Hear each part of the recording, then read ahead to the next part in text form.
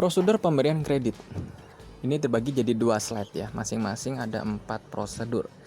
Yang pertama sudah pasti pemeriksaan berkas. Tujuannya untuk mengetahui kelengkapan dan kebenaran berkas sesuai dengan persyaratan.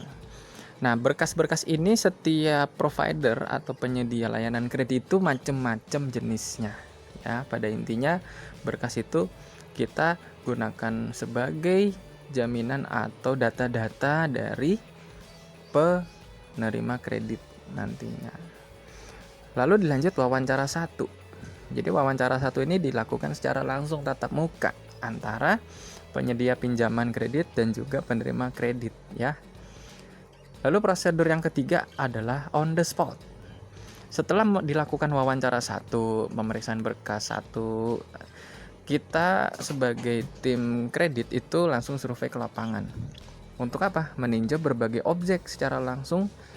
Objeknya itu merupakan yang akan dijadikan sebuah usaha ataupun objek sebagai jaminan. Ingat ya, nyamperin ke rumah kamu, ngelihat barang-barang kamu yang ada di rumah, ngelihat bentuk usaha kamu secara nyata, dan juga ngelihat jaminannya apa nih yang mau dipakai gitu. Nah, lanjut ke wawancara kedua nih. Habis dari survei lapangan on the spot, wawancara lagi. Biasanya habis on the spot itu wawancara langsung saat itu juga. Tujuannya untuk apa? Mungkin ada berkas atau barang-barang yang harus dilengkapi. Nah, itu harus diselesaikan. Seperti itu. Nah, prosedur yang kelima ya. Setelah tadi dilakukan wawancara yang kedua, kemudian pihak kredit itu melakukan analisis kebutuhan kredit. Analisis kebutuhan kredit itu tujuannya untuk menilai kebutuhan kredit yang sebenarnya. Apa aja sih yang dinilai? Yang dinilai itu adalah apa saja yang layak untuk dijadikan keputusan dikasih kredit atau enggak nih si orang yang mau minjem gitu. Banyak yang harus dinilai.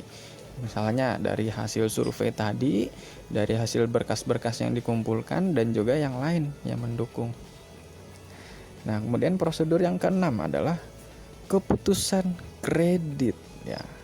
Hasil atau nilai yang sudah dianalisis diputuskan nih, diberikan atau ditolak. Biasanya itu keputusannya itu yang dianalisis atau yang diperhatikan adalah jumlah uang yang diterima, kemudian ada jangka waktu atau tenor, dan juga biaya-biaya lain yang harus dibayar. Nah, prosedur yang ketujuh. Nah, ini sudah mau final nih sebenarnya, yaitu tanda tangan kredit atau tanda tangan akad kredit. Setelah diputuskan ternyata diterima atau diberikan kredit, berarti adanya tanda tangan akad kredit ataupun perjanjian kredit. Ya, berarti kelanjutan dari keputusan kredit tadi harus ditandatangani akad kredit kedua belah pihak. Dua belah pihaknya itu siapa aja? Debitur dan kreditur. Dan yang terakhir, yang ke-8, nah ini adalah prosedur yang ditunggu-tunggu, yaitu realisasi kredit dan penarikan ya. Tujuannya untuk pembukaan rekening di bank yang bersangkutan dan juga pengambilan uang ya. Pengambilan uang yang sudah masuk atau sudah cair di rekening tersebut. Gitu. Tapi hati-hati ya, pemakaiannya juga harus sesuai dengan yang disepakati. Nah, di slide sebelumnya kita sudah membahas salah satu prosedur, yaitu analisis kebutuhan kredit untuk menilai apa saja yang harus diperhatikan. Nah, ini salah satu atau 4 poin yang harus dilakukan dalam proses penilaian tersebut ya. Yang pertama adalah personality atau personal. Tujuannya apa?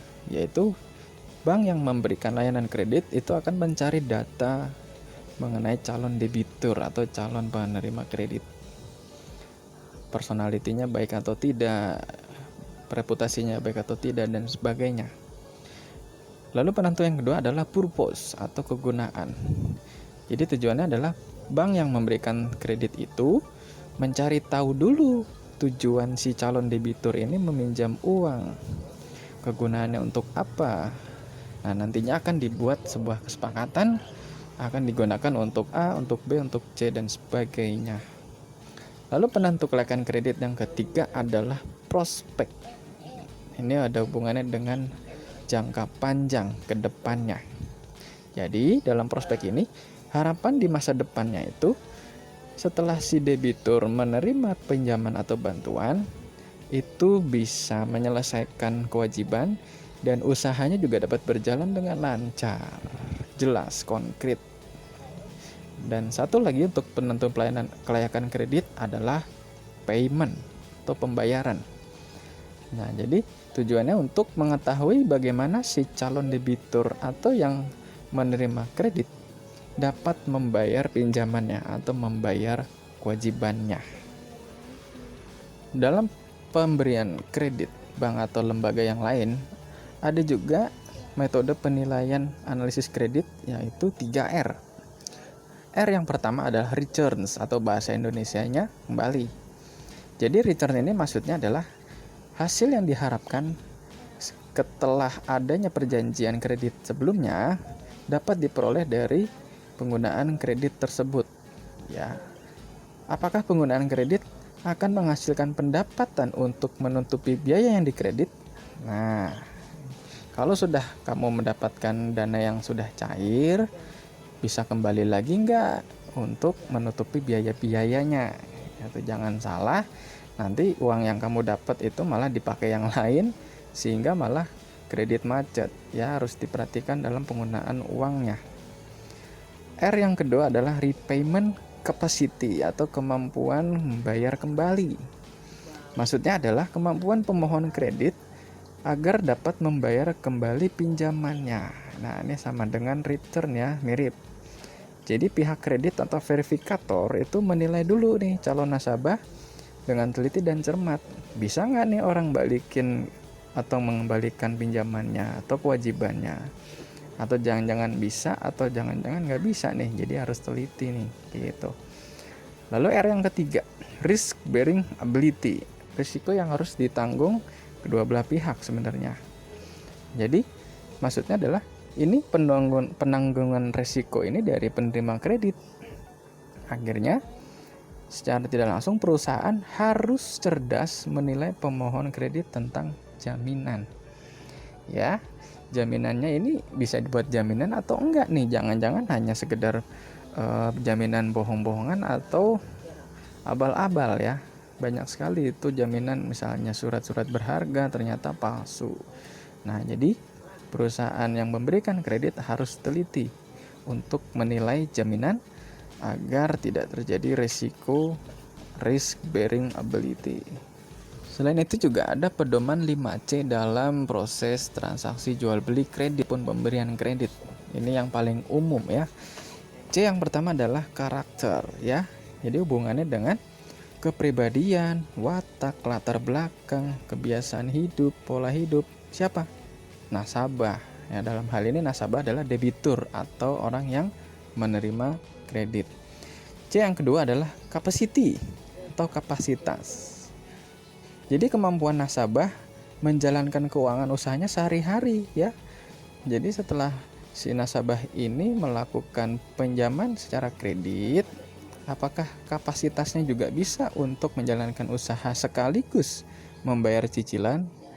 Ya, jadi konsepnya seperti itu. C yang ketiga adalah kapital atau kondisi aset, modal kapital.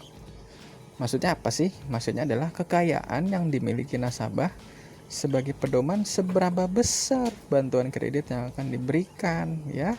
Makanya perlu diadakan on the spot tadi ya pada saat prosedur pemberian kredit. Oh, ternyata asetnya banyak ya. Kayaknya bantuan yang diberikan ini deh kita putuskan sekian. Oh, ternyata memang kita survei asetnya nilainya sekian. Oke, kita deal untuk memberikan bantuan sekian. Jadi konsepnya kayak gitu. C yang keempat adalah kolateral atau jaminan. Nah, setelah tadi melakukan on the spot tadi ya, perusahaan juga harus memperhatikan juga nih aktiva yang diikatkan sebagai jaminan atas kredit yang diberikan ya. Aktiva itu kan harta ya. Harta itu yang akan dijadikan jaminan banyak sekali. Nah, nanti setelah ini slide-nya akan saya jelaskan. C yang kelima adalah condition atau kondisi keadaan, baik itu kebijakan pemerintahan ataupun kondisi keuangan yang terjadi saat ini. Jadi pada saat proses kredit itu juga memperhatikan kondisi perekonomian yang mempengaruhi Mempengaruhi siapa? Kedua pihak pastinya, ataupun semua pihak. Nah itulah makanya pentingnya komunikasi untuk memperlancar kerjasama kedua pihak. Apalagi di masa pandemi ini banyak sekali orang yang kena dampak kan. Nah, akhirnya beberapa kreditur dan debitur berkomunikasi untuk mengambil keputusan yang berikutnya, baiknya seperti apa. Oke, nah ngomong-ngomong tentang jaminan kredit atau agunan ya. Maksudnya gimana sih kok ada jaminan kredit gitu ya? Jadi gini, konsepnya itu adalah ketika adanya risiko kerugian di mana nasabah tidak sanggup untuk membayar semua kewajibannya, baik untuk sementara waktu atau selamanya, ketidakmampuan tersebut dapat ditutupi dengan jaminan kredit yang pasti adanya kesepakatan sebelumnya ya. Jaminannya itu apa aja sih? Ada 4 jenis, yaitu jaminan barang. Barang itu banyak sekali ya, contohnya ini di slide ini ada 6. Tanah, bangunan, kendaraan, mesin, barang dagangan, dan juga tanaman atau kebun atau sawah. Masing-masing memiliki nilai yang berbeda-beda ya.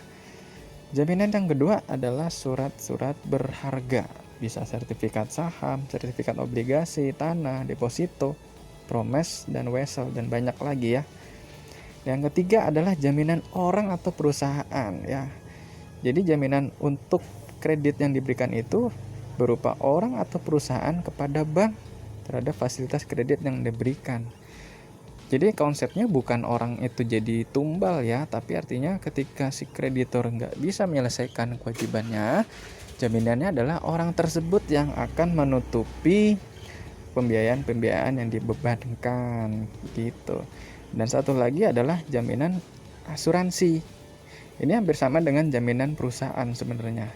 Intinya adalah pihak bank yang sudah bekerja sama dengan pihak asuransi dapat menjaminkan kredit terhadap fisik objek kredit, di mana ketika kreditur sudah tidak mampu untuk menyelesaikan pembayaran, maka pihak asuransi lah yang akan menyelesaikannya.